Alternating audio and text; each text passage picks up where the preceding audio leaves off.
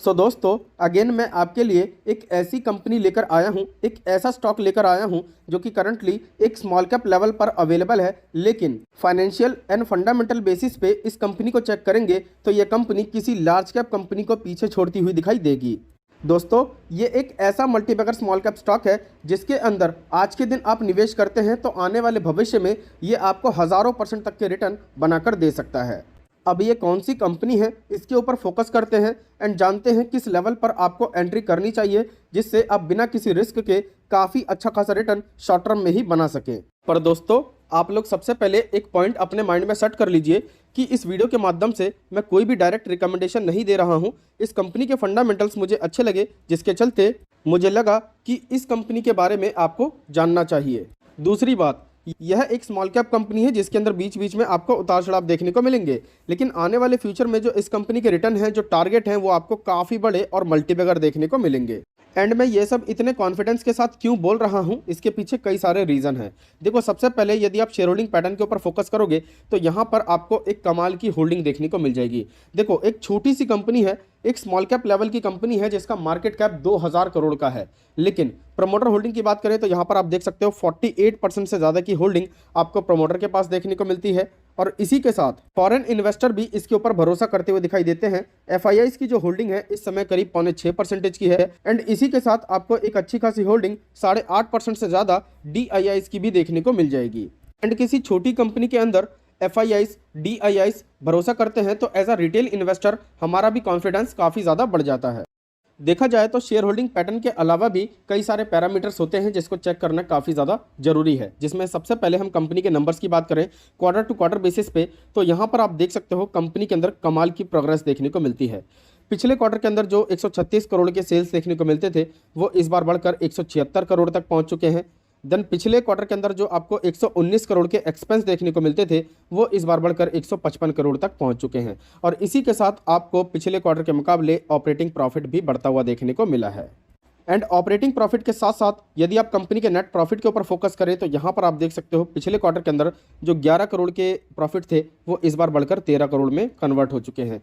तो as a small cap company ये काफ़ी अच्छा खासा परफॉर्म कर रही है और सबसे बड़ी बात साल दर साल भी इसकी परफॉर्मेंस में काफ़ी अच्छी खासी प्रोग्रेस देखने को मिल जाती है यदि आप इसके प्रॉफिट एंड लॉस के चार्ट में देखोगे। देखो यहाँ पर आप देख सकते हो पिछले साल कंपनी का टोटल सेल कितना था 387 करोड़, इस बार कितना हो गया 552 करोड़।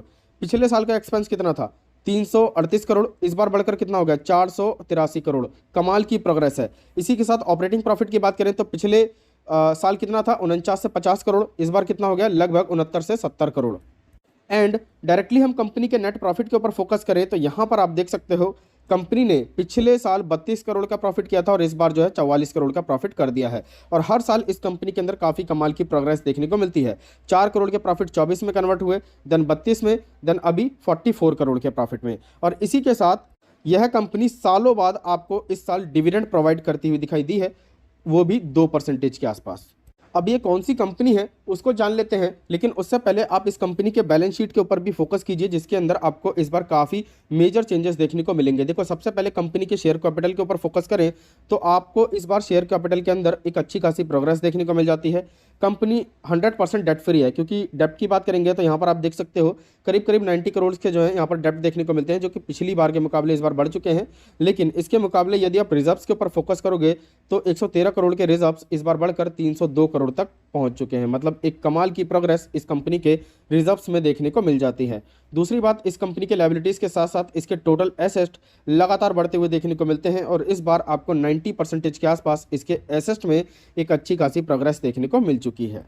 अभी हम जिस कंपनी के बारे में चर्चा कर रहे हैं उसका बिजनेस आपको स्टील सेक्टर के अंडर देखने को मिलता है। यह कंपनी स्टील सेक्टर के उन प्रोडक्ट्स को मैन्युफैक्चर करती है प्लस सेल करती है जिसकी डिमांड हिंदुस्तान में सबसे ज़्यादा देखने को मिलती है। प्लस इस कंपनी का विज़न काफ़ी सॉलिड है जिसके चलते हम इसके ऊपर भरोसा कर सकते हैं। प्लस इसके मिशन के अकॉर्डिंग आने वाले भविष्य में ये इंडिया की नंबर 1 कंपनी बनती हुई दिखाई दे सकती है अपने सेक्टर के अंदर। सबसे बड़ी बात, इस कंपनी के क्लाइंट लिस्ट की बात करें तो आपको इंडिया की जो फॉर्चून कंपनीज देखने को मिलती है जो कि टॉप 500 इंडिया की लिस्ट में शामिल हो चुकी हैं, वो सब इसकी क्लाइंट देखने को मिलती है, जिसके अंदर Tata steel, JSW steel and कई सारी गवर्नमेंट कंपनीज का भी नाम देखने को मिलता है। अभी हम जिस कंपनी के बारे में चर्चा कर रहे हैं उसका नाम है Venus pipes and tubes limited, जो कि 1009 रुपये का स्टॉक है। एंड मैंने आपको हमेशा समझाया है कि कभी भी किसी कंपनी के प्राइस के ऊपर फोकस नहीं करना, आपको फोकस करना है कंपनी के मार्केट कैप के ऊपर। कंपनी का मार्केट कैप छोटा है तो आने वाले फ्यूचर में जो कंपनी की प्रोग्रेस है, जो रिटर्न है, वो डेफिनेटली काफ़ी बड़े मल्टीबैगर बनते हुए देखने को मिलेंगे। अब मान लो किसी कंपनी का मार्केट कैप 1 लाख करोड़ रुपए का है, ठीक है, लेकिन उसका प्राइस मात्र 1 रुपये का है, तो जाहिर सी बात है वो इससे कई गुना बड़ी कंपनी है, वो पेनी स्टॉक बिल्कुल नहीं है। हमेशा पेनी स्टॉक कंसीडर किया जाता है उसके मार्केट कैप के बेसिस पर। अब इस कंपनी के पैटर्न के ऊपर फोकस करोगे तो लास्ट ट्रेडिंग सेशन के अंदर ये स्टॉक लाइव मार्केट के अंदर 4 से 5% ऊपर भागता हुआ देखने को मिला। 5 दिन के परफॉर्मेंस की बात करें तो स्टॉक का पैटर्न आपको काफ़ी कमाल का देखने को मिलता है। और सबसे अच्छी बात, ये कंपनी 6 महीने के अंदर जब मार्केट उतार चढ़ाव में थी, ये करीब करीब 50% से ज़्यादा का रिटर्न ऑलरेडी बनाकर दे चुकी है।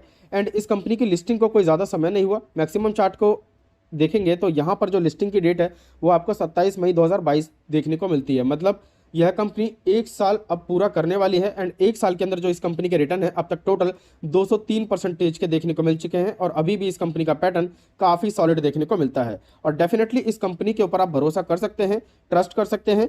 एंड करंट लेवल पर आप चाहें तो इस कंपनी के अंदर फ्रेश एंट्री ले सकते हैं, क्योंकि कंपनी के Q4 के नंबर्स काफ़ी कमाल के देखने को मिले हैं। आने वाले फ्यूचर में लॉन्ग टर्म में 2 से 5 साल के अंदर ये कंपनी आपको काफ़ी बड़े रिटर्न्स बनाकर दे सकती है। बाकी कोई डाउट हो, क्वेश्चन हो तो कमेंट कीजिए, मैं जल्दी ही रिप्लाई देने की कोशिश करूंगा। वीडियो अच्छी लगी हो तो प्लीज़ लाइक जरूर कर देना, आपके लाइक करने से ही हमें मोटिवेशन मिलता है।